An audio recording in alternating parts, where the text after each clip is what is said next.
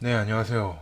오늘 특별히 이제 말씀드릴 부분은 이제 모든 업무들이 다 요즘은 세분화되고 분업화돼서 각자 자기 맡은 일만 하면 된다 생각을 할 수 있겠지만 글쎄요, 다른 업무는 제가 잘 모르겠어요. 제가 여태까지 거의 20년 가까이 개발을 해오면서 느낀 점은 제 입장에서는 이제 개발이라는 거는 혼자 할 수 있는 일이 아니라는 겁니다.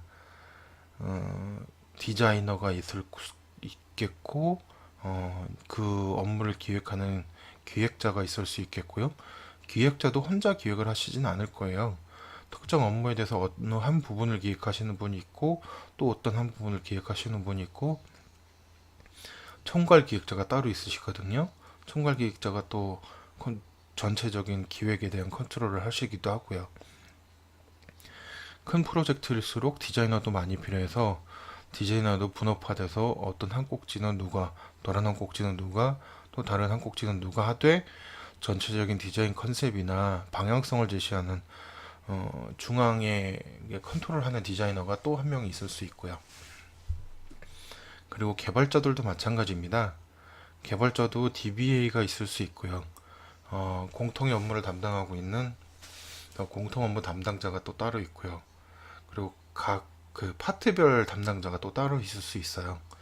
만약에 인사 업무를 담당을 한다면 그 인사 업무에서 내가 맡은 분야가 뭐 출퇴근 관리나 아니면은 급여 관리 아니면 뭐 보너스 관리 이런 것들일 수도 있고 아니면 뭐 우리 사주 관리나 이런 걸 할 수도 있는데 그런 관리들을 혼자 하는 건 아니잖아요. 전체적인 인사 관리가 전체적으로 완성되는 게 그 프로젝트의 최종 목적이니까 그 프로젝트 최종 목적을 이루기 위해서는 여러 파트의 사람들이 같이 움직이는 겁니다.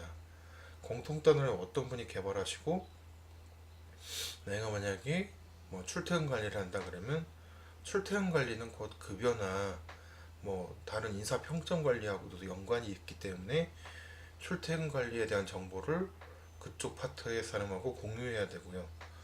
이제 근무 평점에 대한 관리는 또 뭐 급여나 보너스 관리에 대한 부분도 뭐 들어갈 수가 있고 뭐 승진이나 이런 쪽에 대한 정보에 공유될 수도 있기 때문에 내가 혼자 모든 걸 개발하는 건 아니고요. 그러니까 그런 것들을 파트를 나눠서 한다는 거를 꼭 명심하시고 내가 혼자 독단적으로 할 수 있는 건 없습니다. 그러니까 이 프로젝트에서 내가 어떤 위치에 있는지를 정확하게 판단을 하셔야 돼요.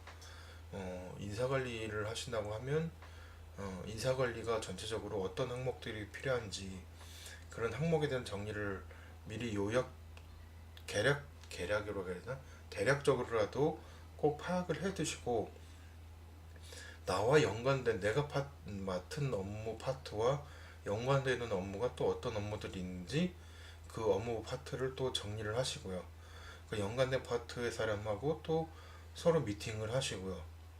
나와 연관 있는 사람들과 공통적으로 그 공통 파트라고 하는 게 또 있는데 그 공통 파트는 여러 가지 업무에서 공통적으로 쓰이는 기능들을 만들어내는 이제 공통 파트가 있는데 공통 파트의 기능들은 어떤 것들을 개발해 놨는지 DBA는 기본적으로 어떤 쿼리들을 만들고 테이블은 어떤 테이블들이 있고 이 테이블의 속성은 무엇이고 어떤 코멘트들이 달려 있는지 이런 것들을 잘 정리하고 서로 공유하고 서로 회의하는 것이 더 중요하고요. 그리고 내가 맡은 파트가 이제 연관되어 있는 다른 파트의 사람들과 같이 다른 사람들과 같이 그 함께 개발을 하는 거기 때문에 내 파트 외에 다른 파트의 업무도 어느 정도 아시는 게 중요하고요. 그 파트 사람들하고 수시로 일주일에 한 두세 번씩은 꼭 말씀을 나누시고 그 의견 게시를 하시고요. 만약에 내가 업무가 많이 늦어진다 하면은 늦어지는 채로 그냥 내버려 두시면 안 되고 내가 지금 업무가 늦어지고 있습니다 라고 그 파트 회의 때 꼭 반드시 얘기를 하셔야 돼요. 그래야 다른 파트 사람들이 대비를 하거나 뭐 스케줄 조정을 하거나 뭐 여러 가지로 예상할 수 있게 앞으로 스케줄에 있어서 예상할 수 있게 조정하는 게 제일 중요하다고 생각합니다. 예상 못하게 갑자기 프로젝트 종료가 다 돼서 아무것도 된 게 없거나 너무 많이 빠져 있거나 하면은 앞으로의 일을 예상을 할 수가 없기 때문에 프로젝트를 제대로 완성할 수가 없어요. 솔직히 저도 많이 반성을 하는 부분도 있고요. 너무 늘어지게 붙들고 있다가 프로젝트 일정에 차질을 준 적도 저도 좀 있습니다. 양심 고백이에요. 그런 것처럼 그런 일도 있었으니까 꼭 명심하실 것은 내가 어떤 파트를 맡고 있고 전체적인 업무가 무엇이고, 그리고 내가 업무가 늦어질 경우에는 반드시 파트 사람들과 공통으로 공유를 하셔야 되고요.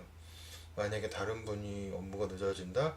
그러면 그 업무는 무엇이고, 거기서 내가 도와줄 부분은 혹시 없는지, 내가 좀 더 일을 만약에 먼저 끝냈다고 한다면 상대가 어떤 업무 파트를 하고 있는지 꼭 파악을 하시고, 내가 도와줄 그 개발이나 이런 것들이 있다면 같이 함께 도와주는 게 같은 개발자로서의 윤리의식입니다. 그런 거 꼭 명심하시고, 그 앞으로 다른 일을 개발을 하신다거나 하실 때 꼭 명심을 하시기 바랍니다. 그 다른 업무도 솔직히 뭐 잘 모르겠지만 다른 업무들도 비슷할 거라고 생각을 해요. 모든 일은 혼자 할 수 있는 게 아니라고 생각을 합니다. 함께 모든 걸 이루어 나가고 함께 모든 걸 헤쳐나가고 그러는 게 제일 중요하다고 생각을 합니다. 그 관리자들 중에 좀 그런 분들도 있긴 있어요. 독단적으로 막 일 처리를 하시는 분들이 있어요. 아무런 멘토도 없이 아무런 공지도 없이 갑자기 뭔가를 하자 하면은 각자 스케줄이 있고 각자 뭐 대비해야 될 것들이 있는데 갑자기 중간에 다른 스케줄을 끌고 들어와서 중간에 넘어버리면은 다른 개발자들은 다 혼란에 빠지게 되고 그분들은 점점 일을 더 힘들게 되고 다른 사람들은 일이 힘들어지게 되면 그만큼 개발의 품질도 떨어진다고 생각을 합니다. 그렇기 때문에 개발 품질을 유지하기 위해서 전에도 한번 말씀드렸던 워터펄이나 에자일 개발 방법론 같은 것도 얘기를 드렸었고요.